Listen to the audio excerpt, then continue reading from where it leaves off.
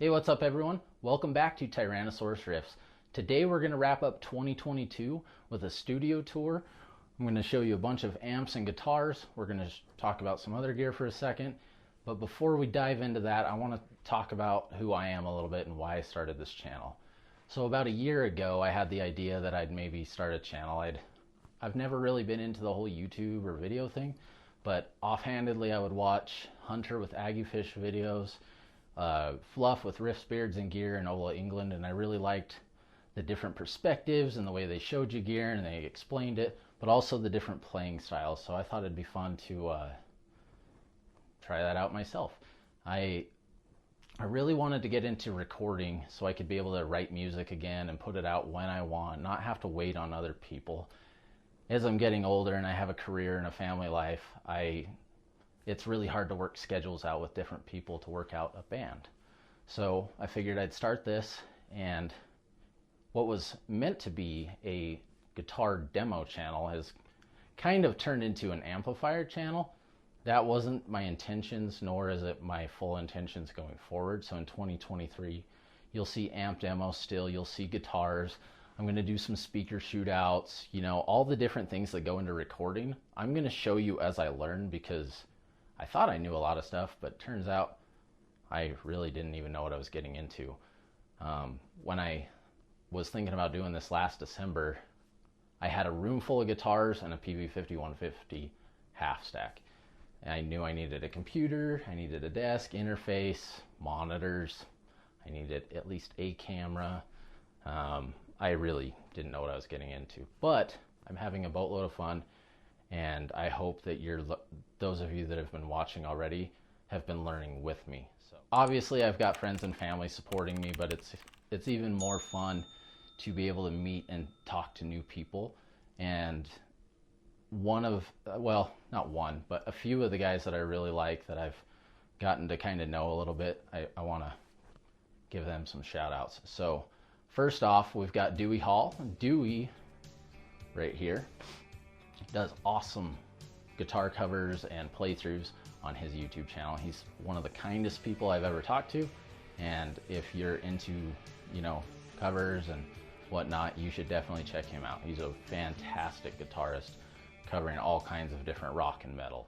Next, we've got Allegedly Michael. Now, he is more of an Instagram type of guitarist, doing metalcore, the stoner rock, the sludge, the doom. He's really good at all that kind of stuff, and he's, again, an extremely nice person, and he's working on an album with his new band Lichcraft, so be on the lookout for that as well. Next, we've got Brian with Baritone Goat. Now, Brian found my channel when I did my Fishman Fluence pickup shootout. He had recently just released one too and had commented, and he's been watching my stuff, and it's been fun to watch his channel grow. It looks like we started about the same time. He does more in-depth type of videos and really gets into the guts of it, where mine are a little bit shorter. So if you like the really in-depth stuff, Brian's a fantastic guy, and I'd recommend checking his video out too. And then I've got an honorable mention for one of my subscribers, Joel.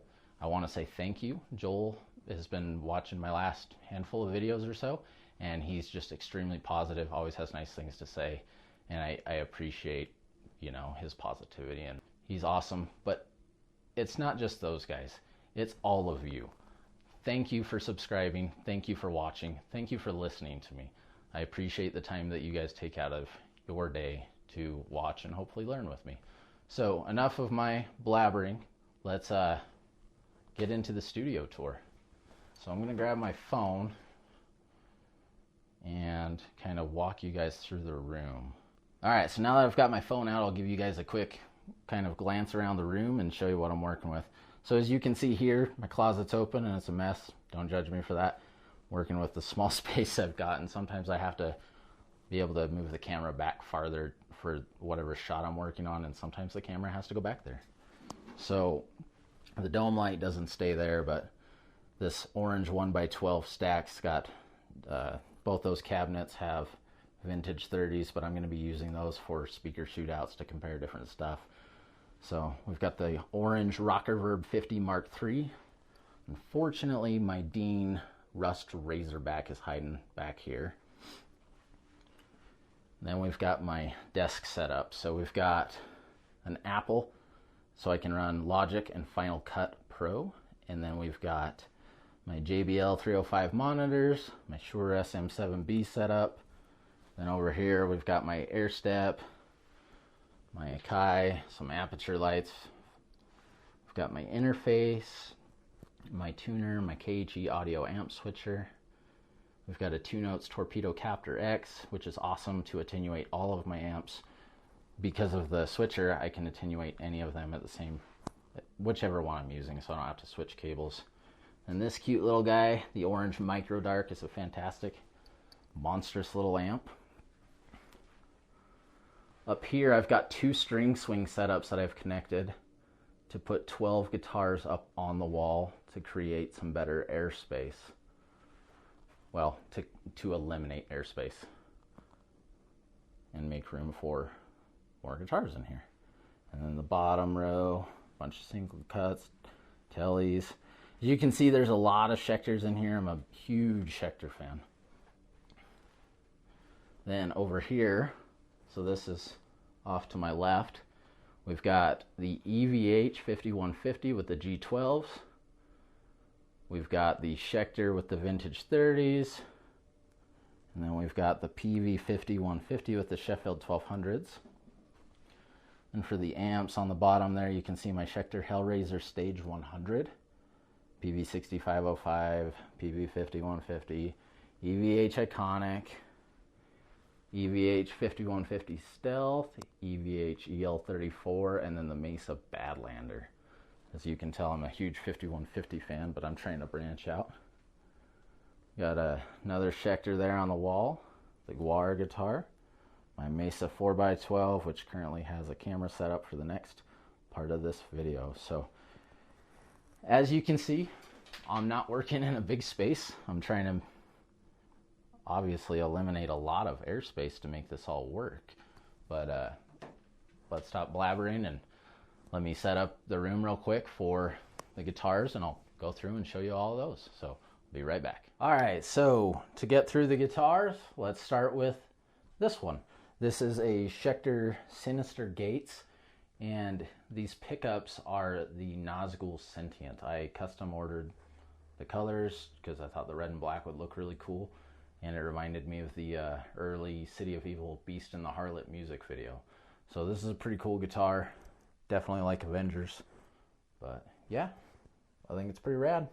All right, so next up we've got the Schecter Sinister Custom. This is the black and silver model.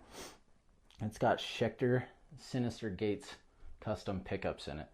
And before anyone comments, yes, I like Avenged Sevenfold, but I love the Avenger body style even more. So we've got the Sinister with the black and gold on this one. This one, I left the Invader in it. I love this pickup. It's a fantastic high output passive pickup. And this one's also got the Sustainiac in the neck. And I don't use the Sustainiac for its actual reasons very much, but I really love the clean sound that I get out of this particular guitar. This is the Schecter Sinister Dark Earthburst guitar, and I thought it would be cool to do something different. I put a Seymour Duncan Dimebucker in this.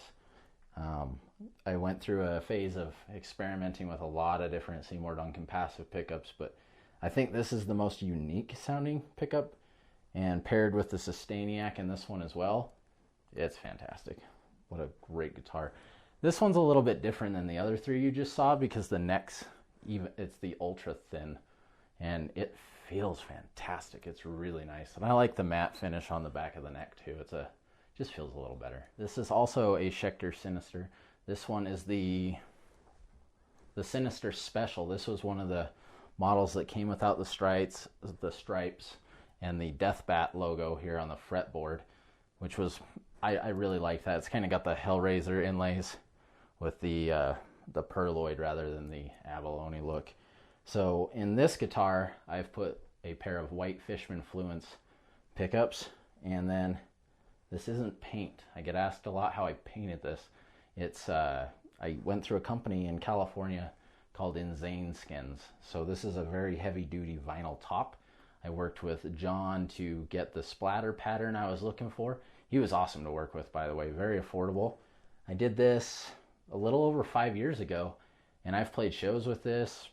I've sweat all over it, and it's held up perfectly. So if you're looking for a custom top, but you're not sure if you want to paint it, or you trust yourself or trust someone else, this is a very affordable way to go. And if I decide I don't like it one day, I can take it off and just have my gloss black Sinister Gates guitar with white pickups in it. Next, this one, much like the one you just saw, it's the exact same splatter pattern. I actually had John do this one first. This was my first attempt at doing this. I love the blood splatter. Just the splatter looks in general, I think, look really cool. So this is a Schecter Blackjack A6 FR, and this one's got custom white and red black winters in it, so the Seymour Duncans. So lots of different Seymour Duncans. This is a Schecter Hellraiser Hybrid Avenger FRS. Now, someone had swapped the EMG 57 that was in it with a EMG 81, and there's nothing wrong with that pickup. I just wanted something different. So I put a Fishman Ryan Fluff Bruce pickup in this guitar, and that paired with a Sustainiac, again, fantastic. It's a great combination. There's a lot of versatility with this guitar, especially with the different voicings on this, the Sustainiac.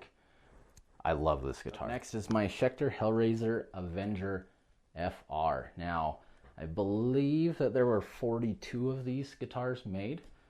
This one I got off a guy from the Schecter Guitar Forum Facebook group. He was kind enough to sell it to me back in 2017. This one came with EMG 81 and 89, I believe. But I've put the Fishman Devin Townsend pickups in it, and they've been my favorite pickup set since I did that. This is a Schecter Hellraiser Avenger Special. This one came with EMGs in it as well, but again, I was trying out a lot of different stuff and swapping stuff around. So it's currently got the Seymour Duncan blackouts in it. And this is the first one that I've shown you without a Floyd, so that's that. The red looks beautiful, especially with that cream binding. I like that. Schecter Blackjack Avenger Hell's Gate.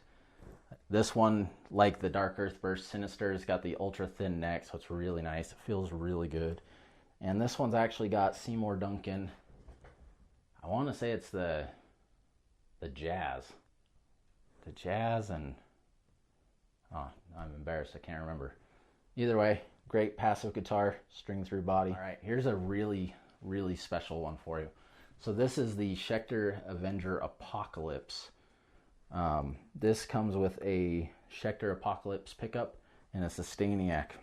When the Apocalypse models came out, I kept hoping for, I think it was a couple years, I kept hoping, all right, any minute they'll release that model in the Avenger. And that day never came until Drum City Guitarland posted this.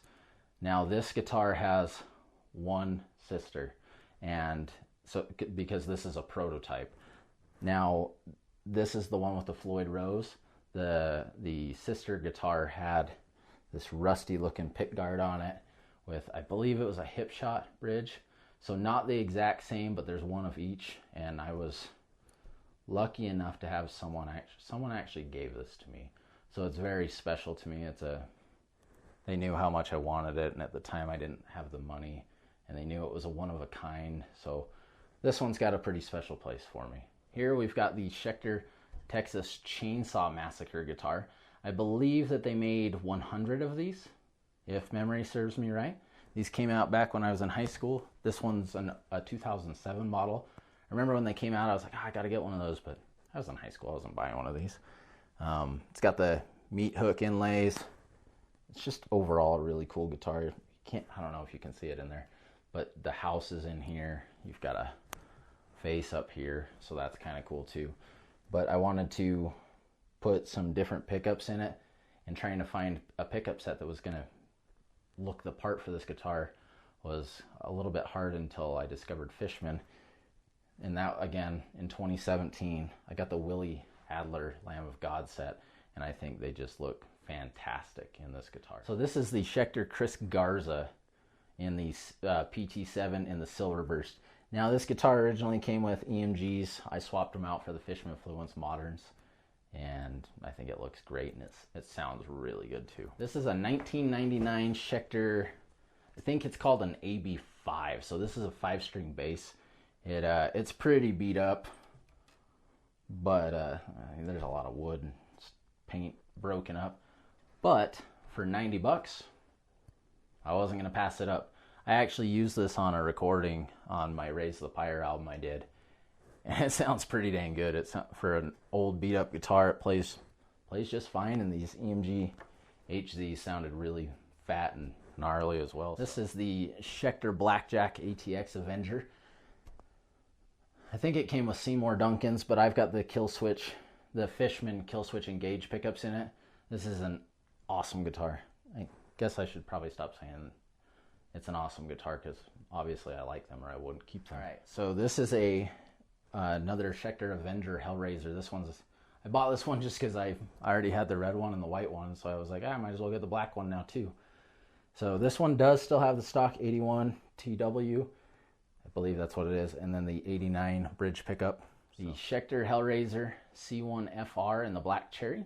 I bought this one in 2006, brand new. I worked forever. I was still in high school and working every day after school, doing my homework and cross country. It took me forever to get this, but pretty happy I did. I've played a lot of shows with this guitar. It's taken a lot of abuse. Still sounds and plays just as good as the day I got it. Another Schecter Hellraiser C1. So this one has got the string through body. It was a pawn shop find. I think I got it for 160 bucks. And the paint was pretty beat up. The body was pretty beat up, so I stripped it down, tried to paint it, totally screwed it up, stripped it down again, and paid a guy to just paint it. I didn't know about like Insane skins or anything like that before. This is the Schecter Zaki Vengeance mirror guitar, so it's got the shattered look, which is pretty cool. I don't play this guitar too much because the shape throws me off a little bit, but also because I don't like cleaning it. It's got the Seymour Duncan JB set in it. It sounds really good. It just it's a little bit different of a feel for me. I'm not used to the 22 necks, 22 fret necks and all that, but I had to have that because it's just a rad guitar. As you can see, there's no pickups or anything. I'm going to have some work done on this. This is a Framus Stormbender, the Devin Townsend guitar. When I picked it up used. Someone had swapped out the original pickups, and I sold those because I just got a set of Fishman Devin Townsends. What better guitar to put those in? And it's my favorite set. So. This is the Squier John 5. John 5 is one of my favorite guitarists. He's fantastic. So I think the gold looks pretty awesome. So I had to have one of these. My wife picked this up for me for Christmas, I think like 8 or 9 years ago. And this is a Samick Greg Bennett Formula FA2. This was the first electric guitar I ever bought with my own money. Again, I bought this in high school. As you can see, there's some silver signatures on here. I've got 3 members of the used that signed it at Gray Whale, I think 17 years ago, 16, something like that. That's my only guitar with a maple fretboard. LTD EC 407 in the satin black. It's got the white binding. It's got the stock EMGs. It's a pretty good sounding guitar. It's really chunky. I just don't play a lot of 7s, but this was one of the first ones I'd bought. So this is an LTD EC 1000 with the Fishman Fluence Devin Townsend pickups. I figured I'd just put my favorite set in there instead of trying something new on this one this year, and I needed a 6-string single cut, so this is the one I wanted to go with, and I got a great deal on it. This is the Epiphone Matt Heafy MKH7. This one does have the EMGs. I know that he switched to Fishman, but the EMGs sound pretty good. I do prefer Fishman, but this one's actually got a kilt pot. I don't know if you can hear that clicking, but that'll just cut the sound right out. So I'm a big Trivium and a Matt Heafy fan. This one was gifted to me by someone I worked with that broke his hand in a car accident. He asked me to come outside one day and said, because I always talked music with him, and he's like, hey, you love music and you love guitars. I'm giving you this if you promise to never give it away. I will forever hold that promise. This is a Gibson Les Paul Studio. As you can see, there's no pickups or tuners or anything on it. I'm kind of stripping it down and re-cleaning it up, and I'm going to get some Fishman Fluence put in this as well, some chromes. Epiphone Zach Wild. This one actually came with the EMG HZs. It is probably the only pickup set that I do not like very much at all. Now, it was interesting when I played this through my EVH 5150 Iconic. I actually didn't mind them too much, but I didn't love those pickups for a lot of my other amps. So I just got the 81 and 85 Zach Wild set put in recently. This guitar was also given to me by some people I work with, so it's got a special place for me as well. All right, so I should probably put this one in a glass case or something. I want to play it because it's a hollow body, but I don't really touch it because this was my grandfather's guitar. It's a 65 or a 67 Fender Coronado 2. It's in really, really good shape, but I don't like touching it because I want to keep it in good shape. So one of these days I'll put it in a glass case rather than just keep it on this low rack. This is the Solar Vinter A1.6. I got this year. It's my first Solar. It's quickly become one of my favorite guitars to play. The Evertune bridge just keeps it tuned at all times. I love that. It's got the Fishman Fluence, which, as you've seen, I've got a lot of guitars with that. I love those. And the whole winter white and chrome look, it just looks amazing, and it feels so good. I mean, this guitar, it's got no issues. It's perfect. Like, Solar couldn't have done better on this. Unearth's Buzz McGrath LTD Buzz 7. This is a kind of a weird guitar. The neck is really thin, but it's kind of flat too. It doesn't feel like as much like a 7-string as the other ones do. So when I do play my 7s, I'm always reaching for this one. I love the Floyd on it. I love the Fishman Fluence. This is the Stephen Carpenter set.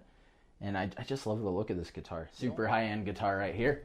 This is a silver tone. Doesn't even have a model number on it. This is my first electric guitar. It's got a little bit of white paint on it. I must have smacked it on a wall. These strings are probably 20 years old. I just keep it for nostalgic reasons. It's not worth anything. All right, so this one was a gift from my father for Christmas a few years ago. He knows that I love guitars, and I've been collecting them since I was 14 or 15, and he decided he wanted to try and make me one. So he ordered this parts guitar, put it together, took pictures of all the progress, stained it this beautiful brown, and made me a very thoughtful gift for Christmas. I think the name he put on it is funny as well, so let me come over there and show you. So on the headstock, it's got the Fender style headstock. He's got the Garbett, that's our last name, and then he put Brandocaster, which is pretty cool. I think that was pretty awesome and thoughtful of my dad to do that for me. This is a Greg Bennett by Samick Fairlane. Got this in high school as well. Learned a lot of Jet songs. Haven't really played it since. But I like to keep it around just in case ever, maybe my kids want to play bass one day. I don't know. But, I mean, more nostalgic again anyway. So, 4-string bass, always good to have at least one. Speaking of having just one, this is an Applause by Ovation. I thought I liked acoustic guitar a lot more than I do. So, I don't really play it. I don't remember what these kind of bodies are called. Probably should learn how to play this more. These strings are probably 10 years old. But, gotta have at least one acoustic, right? This is the Schecter Ballsack E1FR. This is the Guar signature guitar. Now this guitar came stock with Fishman Fluence pickups. Huge bonus for me. Floyd Rose. I love the Floyd Rose. It's also got a switch for the voices on the Fishman, which I like, versus just pull pots. Now I bought this used, and when I got it, it was driving me crazy that the back was open and the plate wasn't on. But the plate was in the case. Well, the plate doesn't fit on there because the previous owner had added an Axe Labs brass claw as well as I think it's a 37 fat brass block. I had noticed before I figured out what that was that the guitar, to me, it sounded beefier and the sustain felt different. So once I figured out what that was and kind of read about that, I was like, oh, well, that makes sense on why the plate doesn't fit and why it sounds a little bit different than my other Fishman Fluence modern guitars. So I need to do some A and B on that. I'll probably do that sometime in 2023. You know, the stock claw and block versus a brass claw and block. This is the Dean Dimebag Razorback Rust model. So it's got the Seymour Duncan dimebucker as well as the 59 in the neck. I remember seeing these in Guitar World magazines. The Rust model in particular always kind of stuck out to me. So when they re-released these a year or two ago, I had to snag one. It's one of the only guitars that I've bought brand new. I really like this guitar, but I try not to play it too much because it's got a lot of points and I want to keep it as nice as I can, especially with that Dean versus Dime Estate lawsuit. All right, so that's going to do it for this video. Thank you for taking the time to check out some guitars and amps and other gear with me for a minute. I appreciate your time. I hope that with my previous videos or this video you've learned something or at least enjoyed it. If you guys have anything in specific that you want to see, let me know down below or hit me up on the social media platforms. I'm always down to talk to new people and learn about gear if you've got some knowledge to share. So thank you. Let's have a fantastic 2023, and I'll see you next time. Take care.